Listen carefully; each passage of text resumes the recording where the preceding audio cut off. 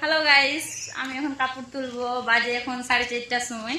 আমার সঙ্গে ভিডিও করছে, তাই আমার ছেলে ওখানে উঠোনে খেলা করছে, তাই আমি কাপড় তুলতে আসছি।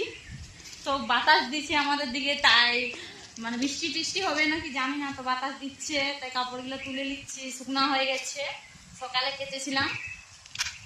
তাই সবাই কেমন আছেন?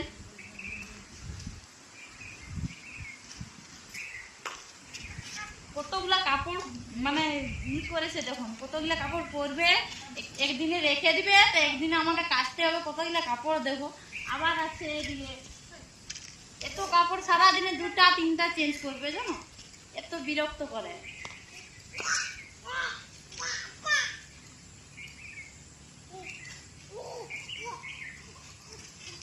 কতগুলো কাপড় ধরেছি দেখুন, আবার কাপড় আছে, আবার সেদিকে কাপড় আছে। এই দেখুন, আর এই যে নিচে পড়েছে আমাদের দিয়ে, তো অত রাত দেয়নি, মেঘলা করেছে, তার কাপড়গুলো ভালো করে শুকনা হয়নি। যেগুলো মোটা আছে সেগুলো একটু ভিজা আছে। এই যে এত মানে বাতাস দিচ্ছে, এরকম জামা প্যান্টগুলো কত পড়ে গেছে। কতগুলা জামা দিয়েছে দেখুন, একই দিনে কাচতে হবে। সব দিন রোজ রোজ কাচতে না বলবে, কেননা আমার বাচ্চা, ছোট বাচ্চা আছে, ঠান্ডা লেগে যাবে, তাই রোজ কাচতে দিবে না।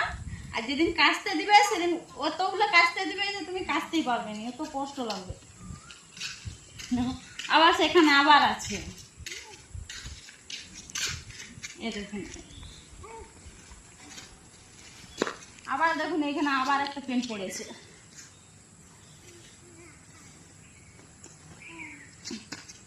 এই আমার ছেলের জামা পরে গেছে।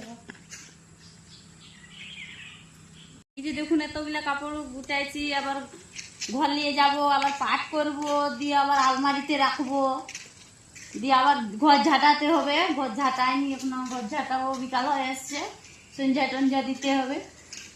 তাই এখন যাবো, ঘর ঝাঁটাবো। ঘর ঝাঁটা সন্ধ্যাবেলা আসতেই তো 5টা বাজতে গেল, 4:30 বাজলো। দেখুন কত সুন্দর জবা গাছগুলো, দেখুন জবা গাছটা সাদা আছে, হলুদ রকমের জবা গাছ। অনেক ফুল ফুটে, প্রচুর লোক আমাদের এখানে গাছে ফুল তুলতে, তারপর মানা বারণ করা হয়নি। দেখুন কত ফুলগুলো, আমরা যেখানে থাকি দেখুন আবার আবার সেখানেও কাপড় আছে, ওগুলা তুলতে হবে।